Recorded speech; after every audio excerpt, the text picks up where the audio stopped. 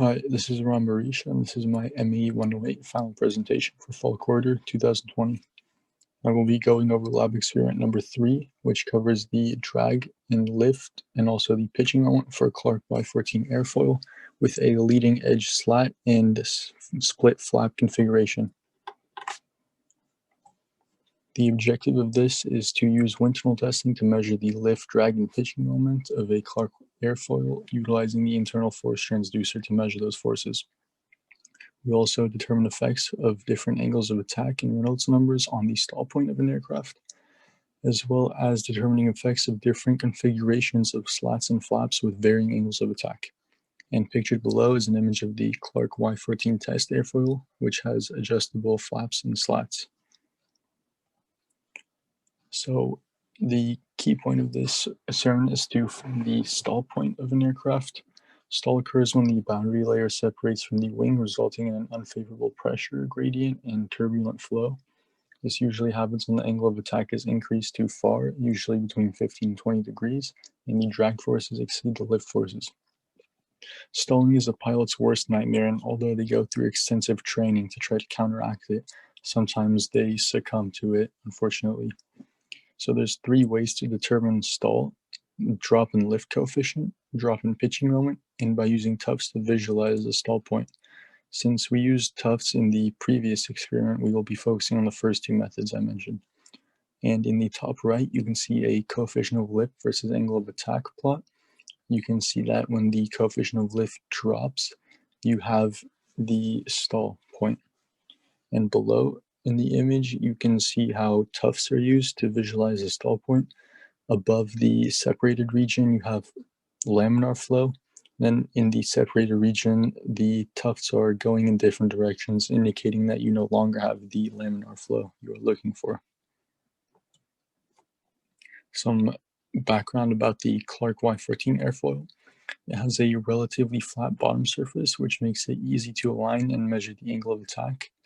And the flat bottom surface is often taken as the chord line for this airfoil. So the airfoil is a common test airfoil, and there's lots of commonly accepted results that we are able to compare our results to. And we will be mainly using the NACA technical report number 628, pictured to the right, which shows the lift to drag ratio, coefficient of pressure, lift coefficient, and drag coefficient versus angle of attack plots between -10 degrees and 30 degrees. So since we are confined to a wind tunnel, there's some corrections that need to be made because airplanes find an unlimited volume of air, whereas our wind tunnel has a finite volume of air passing through it. And it also has walls surrounding the test area, which have their own effects. So some issues due to this are wake blockage and less curved streamlines. And we need to apply some corrections to get the most accurate data and to be able to apply to real world scenarios. So there's been extensive testing in our UCI wind tunnel, and the most appropriate corrections for angle of attack and drag coefficient are listed below. We will be using the ATI Nano 17 force transducer, which consists of 12 strain gauges, to determine the forces acting on our airfoil. Then we'll use a data acquisition system, which will record those forces that we are looking for. And since the sting balance measures forces in only the normal and axial directions, at different angles of attack, we will have to use the equations below for lift and drag to account for the angle of attack and find the correct lift and drag force values. Just some basic knowledge needed for this. So we are finding the forces by using the data acquisition system, but then we will need to convert those into their respective coefficients, lift, drag, and moment coefficients. And this is simply done just by dividing by the dynamic pressure, which is 1/2 rho infinity v infinity squared. And the reason for this is that you need the coefficient values in order to compare results to other accepted values. So just a brief procedure of the experiment. We will calibrate the equipment and make the necessary tunnel corrections I mentioned earlier. Then we are going to insert a clean test airfoil at our desired angle, then turn on the wind tunnel with our set speed, and then we will increase the angle of attack in 4-degree intervals until 8 degrees past our stall point. Then use that to plot our coefficient of lift, coefficient of drag, and moment coefficient versus angle of attack curves. And then we will also repeat all of these steps for the desired velocities and slat or flap configurations that we are looking for. After doing this, we are provided with some results. So as expected, the addition of slats helps maintain the boundary layer and extends the stall angle of attack. This can be seen in the upper right image.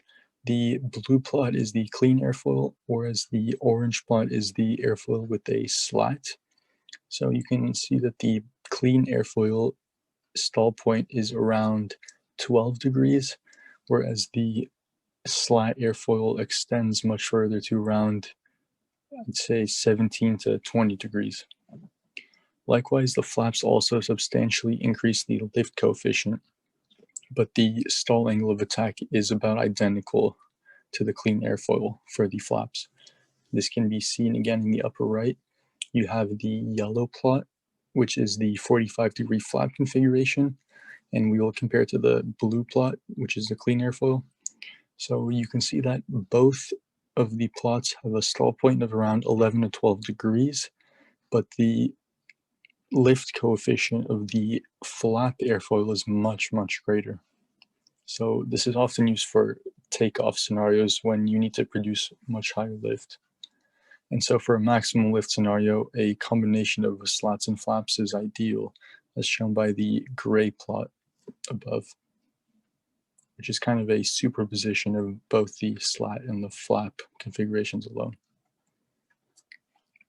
Proceeding forward with some more results, we have the coefficient of lift and coefficient of drag versus angle of attack plots up in the upper left and upper right plot. So the plots with the 35-degree and 40-degree flap for coefficient of lift have a nearly identical shape, but the 45-degree flap is just has slightly larger lift coefficient. And then for the drag coefficient, we can see that the 45-degree flap again has just a barely noticeable difference, increase in drag coefficient, but they're nearly identical.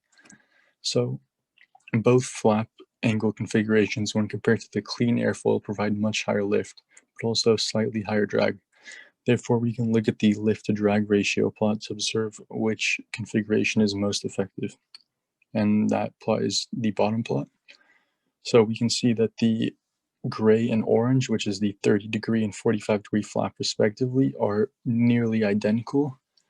And the clean airfoil unfortunately has some outliers, making it hard to determine the effects of.